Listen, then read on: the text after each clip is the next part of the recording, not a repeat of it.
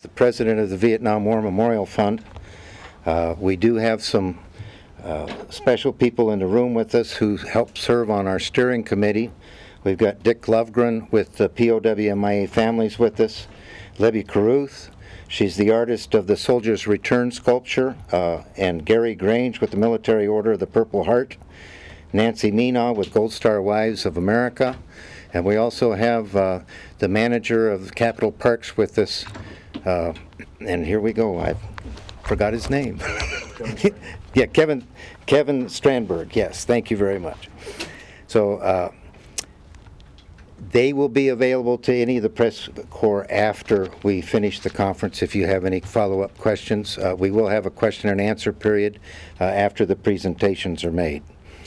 The Vietnam War Memorial Fund is the nonprofit corporation that was incorporated with the express purpose of funding and design of a Vietnam War Memorial on the Oregon State Capitol grounds. Please understand that all media outlets are permitted to reproduce the images provided and to share the content of our website. We are here today to present the design of such a memorial. The intended location is in Wilson Park, to the south of the World War II Memorial. The Capitol grounds are made up of two parks. Wilson Park is located west of the Capitol building. Capitol Park is to the east. Over the past 2 years, dozens of volunteers have attended meetings and performed research. The end result of these efforts is a viable design for a Vietnam memorial on these Capitol grounds. The design incorporates art, nature, and tradition. Mike Abate will present and discuss the design shortly. We have submitted this design to the Oregon Parks and Recreation Department for review. Ultimately, the State Office of Historic Preservation will form a committee and fully vet the design. We are working to have a Senate bill introduced in the 2020 legislative session that will set aside the southwest corner of the Capitol grounds for a Vietnam memorial.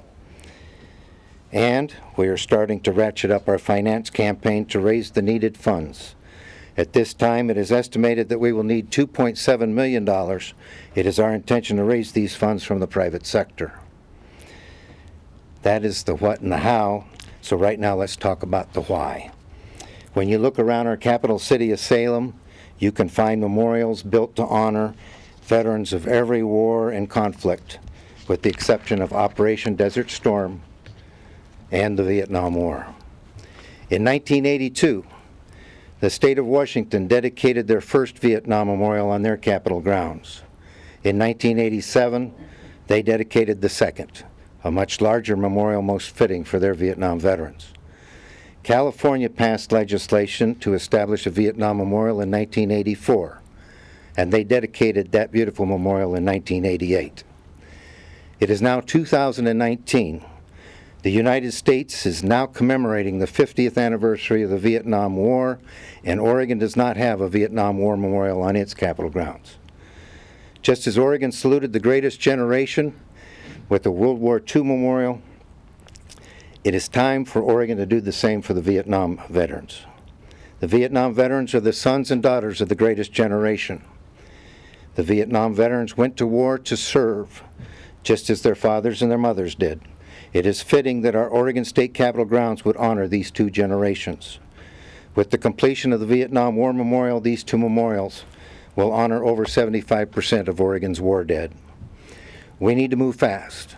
The average age of our Vietnam veterans is now over 70. The Vietnam Veterans of America have advised the average age of their membership is 72. The U.S. Department of Veterans Affairs has forecast that we are losing 8 Vietnam veterans a day. When the beautiful World War II memorial was dedicated, over 95% of our World War II veterans were already gone. We want to honor our Vietnam veterans before they're gone. While such memorials honor the war dead, they are for the living. Our Vietnam veterans who are still with us need to know we care. They also need a place to come and have solace. Most importantly, subsequent generations need to know about this war. This memorial will assist in the education of generations to come.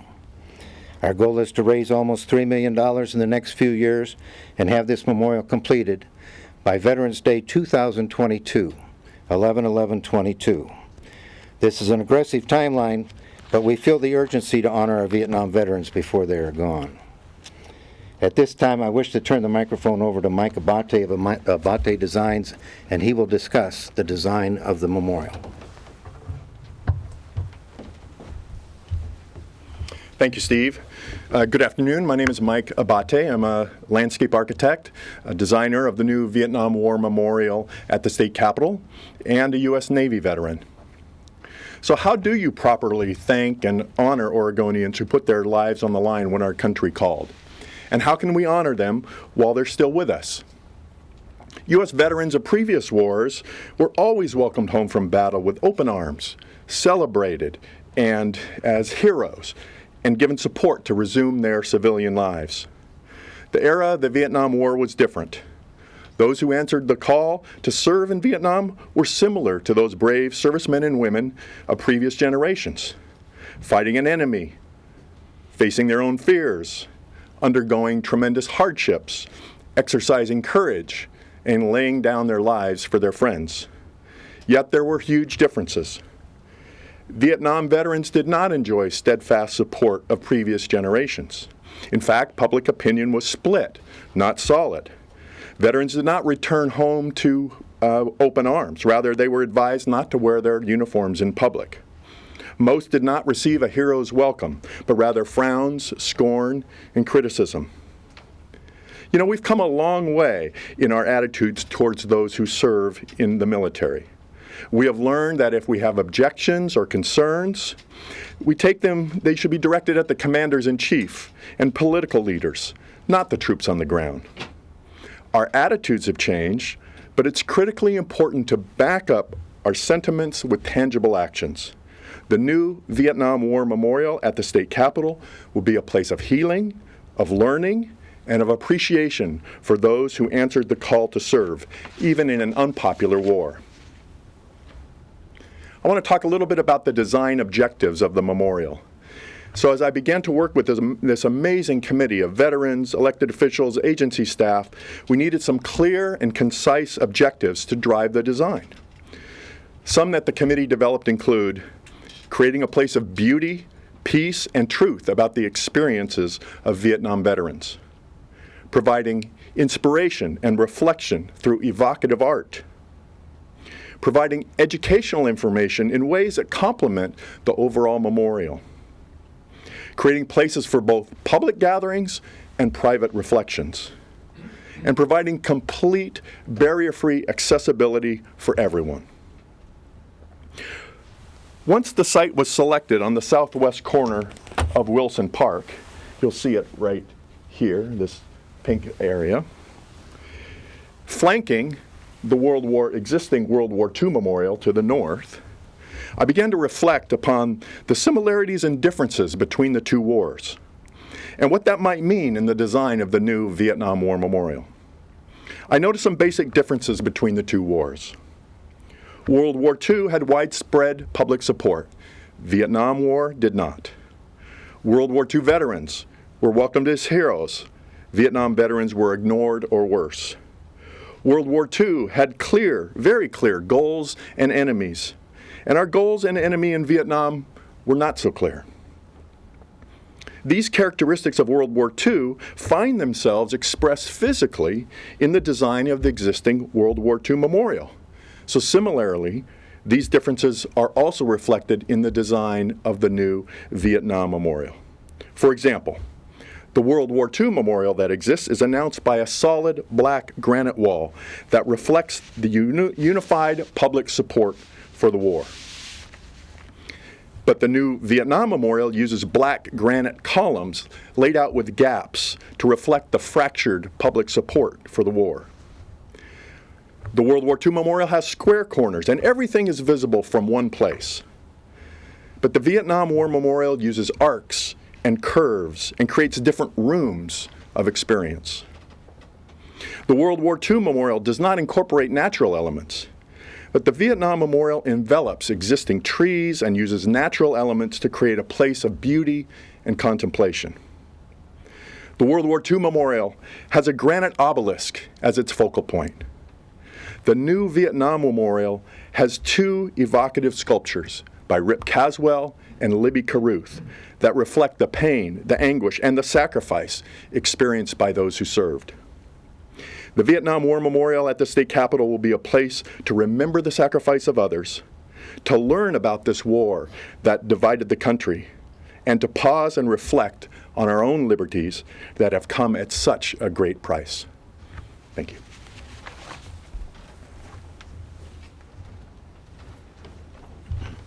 Thank you, Mike. At this time, we'd like to have some supportive statements. We'll start with Senator Alan Olson. Thank you, Steve. Thank you. It's a real pleasure to be here. As a Vietnam-era veteran myself, and the veterans that are with us here today, and all the veterans that have served, it's an honor to stand here and support this wonderful new structure that will be built for all Oregonians. My own hometown of Canby has a Vietnam Veterans Memorial, and it's nice to see that we bring it down to the state capitol also. Our people served at the call of their president. They went to war, not wanting to go to war, but they did it because they were called. Many died. Many Oregonians died in that service. This will honor their service to our nation and to our state. And I thank Steve and the group for bringing this memorial forward. It's a very notable and worthy project that should be supported by all. Thank you very much. Where do you want to go? Thank you, Senator. Next is Senator James Manning.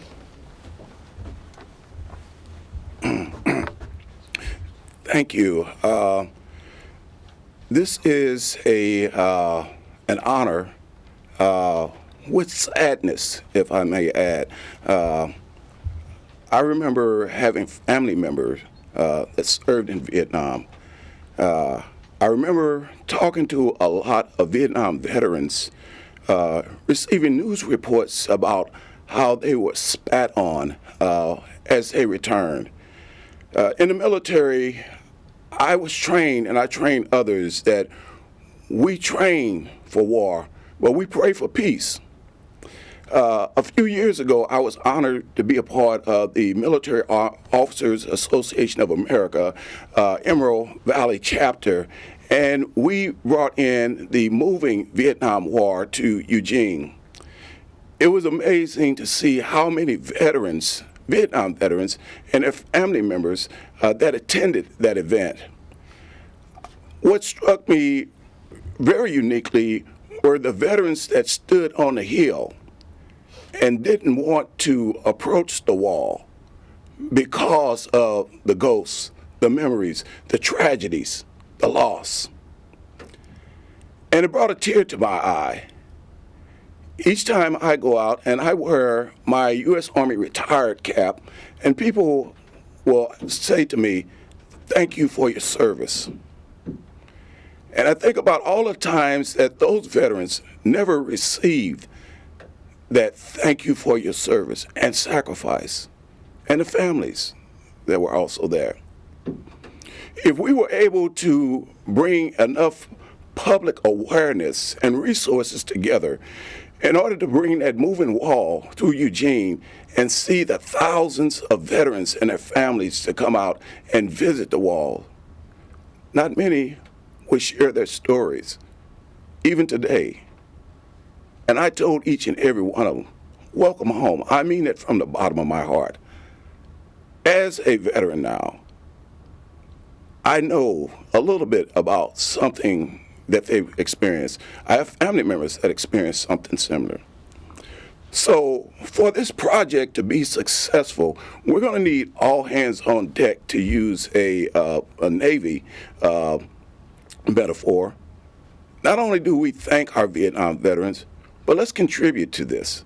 This is a worthy project because we have another one that we're going to be dealing with soon that covers the Gulf War, the Gulf era, 1 and 2. So I want to thank you for this opportunity and everything that you've done in order to bring this this very important memorial to the state capitol. It should have been a long time ago, but I want to accelerate it. I want to get it done yesterday. and I support this wall. And I'm hoping that everyone that hears my voice will support it as well. Thank you so much. Thank you, Senator. Next, Representative Rick Lewis.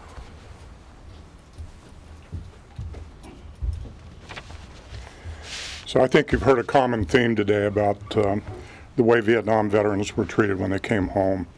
I currently serve as vice chair, one of the vice chairs on the House Veterans and Emergency Preparedness Committee. But it's an honor to lend support for this memorial on the Capitol grounds. As a member of the steering committee for this project, I know well the amount of work that's gone into making this memorial a reality. I served in the U.S. Army during the Vietnam era from 1968 to 71, although my overseas service was in a different part of the world. But I remember all too well the treatment that our service members endured during that era and how it especially impacted those who served in Vietnam. I spent 9 hours one trip in an airport in Denver, and it was a very uncomfortable feeling to be in a military uniform at that time, I can tell you. When called upon to serve, these veterans didn't shirk their responsibility to do so. Some enlisted, many were drafted, but all served their country when called. It's a blessing that our service members that are serving currently in the armed forces of our nation and in the National Guard are treated with the respect that they have earned and deserve. They too have answered the call of duty. For our Vietnam veterans, they have never received that welcome home, and thanks for answering the call. They bear the scars, both physical and emotional, not only from being in country during the war, but also from the treatment they received on their return. This memorial is intended to thank them at long last.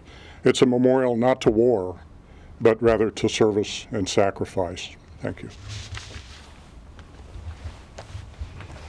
Thank you, Representative. Next, we have Senator Chuck Riley. Thank you. It is a real pleasure to be here today. I wish we didn't have to have this memorial, frankly, but we have a lot of folks who sacrificed a lot, and that war was a necessary war, and those folks deserve the honor that this memorial will give them. I was in the Air Force, and I'm wearing my Air Force hat proudly. For two reasons. I'm proud that I was in the Air Force, and I'm proud that my friend Senator Manning gave me this hat when he first came into the Senate. So I'm wearing this hat for a couple of reasons. This memorial is going to do a lot for those Vietnam veterans who actually were in country. I never went. I was in the Air Force very early in the Vietnam conflict. In fact, when I was in, most of us didn't even know that it was going on, but it was.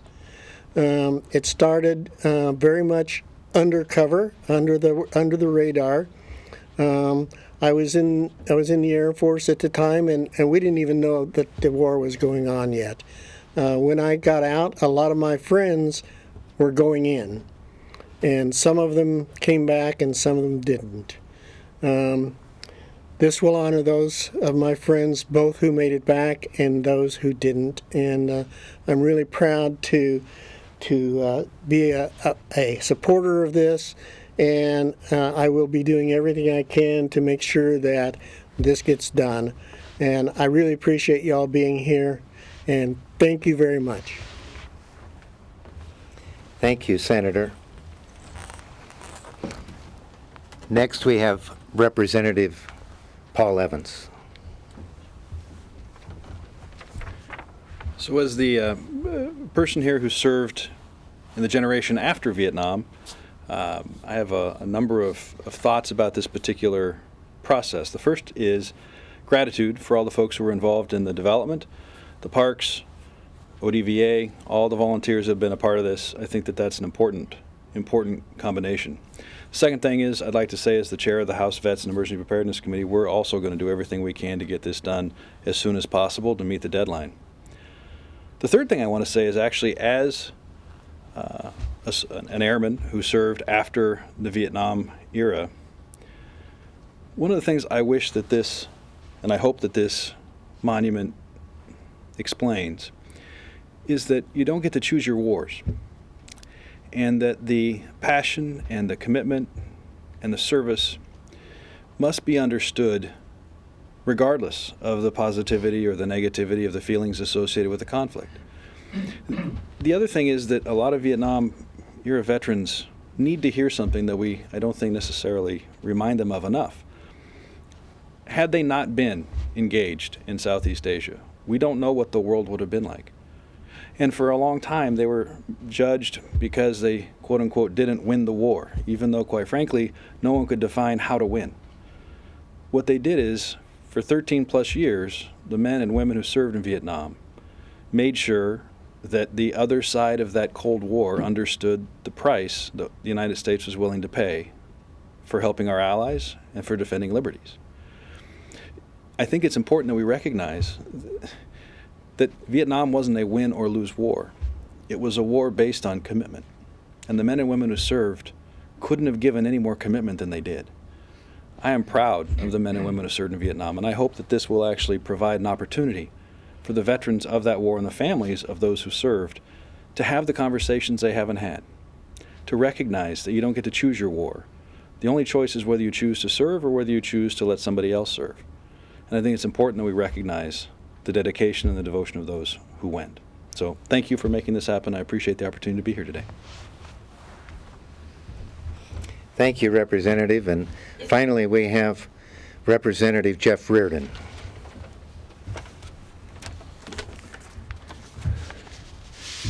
Thank you. I am Representative Jeff Reardon. I represent District 48, which is outer southeast Portland, Happy Valley. And I wrote some remarks. I will get to those, but I wanted to thank Steve and all the other volunteers for your amazing dedication to this project, and I'm so happy to be a small part of that. I served in the U.S. Navy from 1966 to 1970, and it includes 3 years on a nuclear fast attack submarine. And then we spent a lot of time cruising the Pacific Ocean, a little bit of that time off the shore of Vietnam. And mainly, though, we fought that other war that was going on, that Cold War, and so I was out there locating and tracking Soviet submarines during that time. And I was moved to add a little bit to my remarks because people have talked here about what it was like coming home. And so I was stationed in Hawaii, isolated for 3 years, either on that rock or submerged. And then I came home to Bellingham, Washington, went to the university up there. And the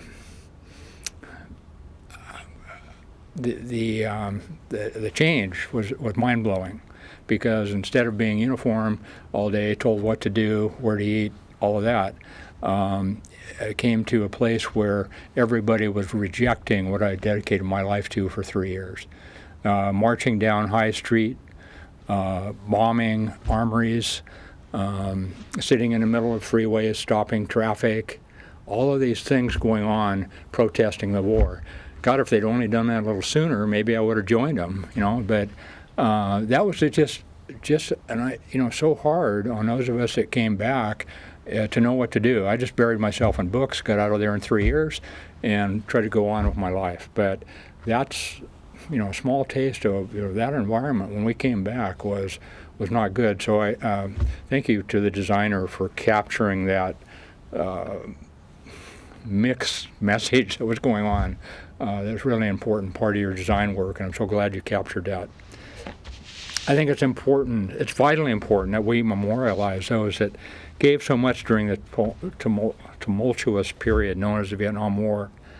It's important to surviving Vietnam veterans like my brother-in-law, who continue to this day to suffer from the psychological and the physical injuries that they endured. And it's important to the families and the friends of the Vietnam vets.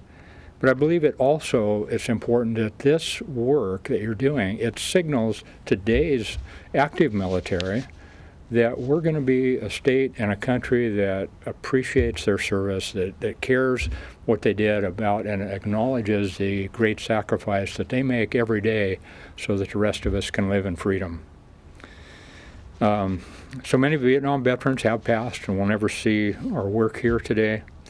but we must act now with the greatest of urgency so that as many Vietnam veterans as possible can experience this and see clearly that we do care and that we are thankful for their service. So thank you all, everybody.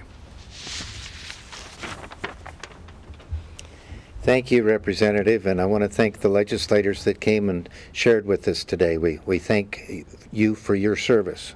All of them are veterans, and we appreciate their service, both in the military and also as our state legislators. Thank you very much. At this time, according to the agenda, it's time for questions and answers. We have a question back here, sir. First, I apologize for being late and mean no disrespect by that. The Vietnam War was during my era, and so this is a very personal question. People talk about this being the most divisive, current times being most divisive in decades. There's nothing compared with that era. As part of the fundraising, how do you go about helping younger generations deal with a sense of reconciliation that is needed, and why this is an important moment, and the idea that maybe this reconciliation can help current reconciliation? Well, and that's part of the educational process that we want to promote, is to have the younger generations who have no clue about the Vietnam War years. We want them to understand. That'll be part of the storytelling in the memorial. In the fundraising, we are going to be reaching out to all generations to help us. We're currently just in the infancy stages. We've engaged a finance consultant, and we're starting to develop our business plan, so to speak, for the fundraising. And we will definitely be educating different generations as to what our goals are with this memorial. And primarily it is to let people know that our Vietnam vets were not treated very well at all. Could you remind me of the total amount, and do you have phases for those amounts yet? We have a total estimation at this time. It's $2.7 million. We anticipate hopefully in 2020 we'll raise our first million, and then in 21 get the other million, and then once we have that money in hand, we can then start ordering the elements and having them ready for installation in 2022.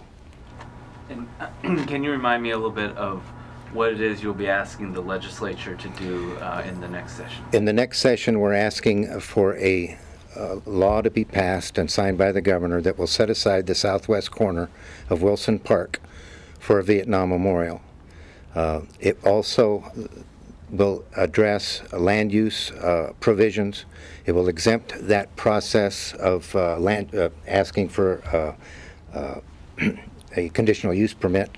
It bypasses that. And then the third reason why we're pursuing the bill is so that the state legislature will stand up and vote yes, and the governor will sign a bill, and that will be basically saying to our Vietnam veterans, we're with you and welcome home.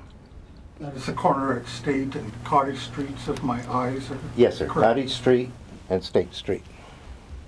And do you anticipate any additional need to go to the legislature in 2021 or We won't, we'll cross that bridge when we get there. Like I say, our goal is to fund this with the private sector.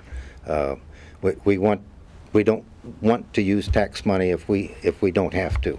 But in 2022, if we find out we're $500,000 short, we might very well come to the legislature and say, will you help us? So we're not leaving that off the table, but our initial goal is we want to raise the money from the private sector.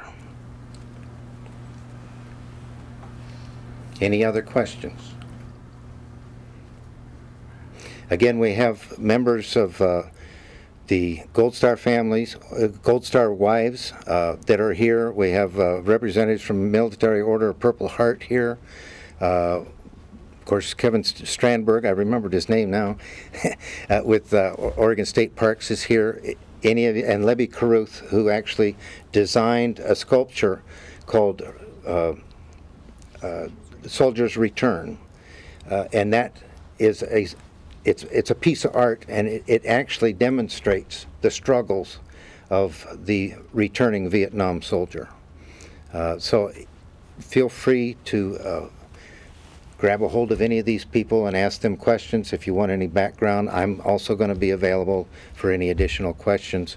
And did any of our legislators have anything else they wanted to add? If not, we're 1 minute over, so I guess we're done. Thank you very much.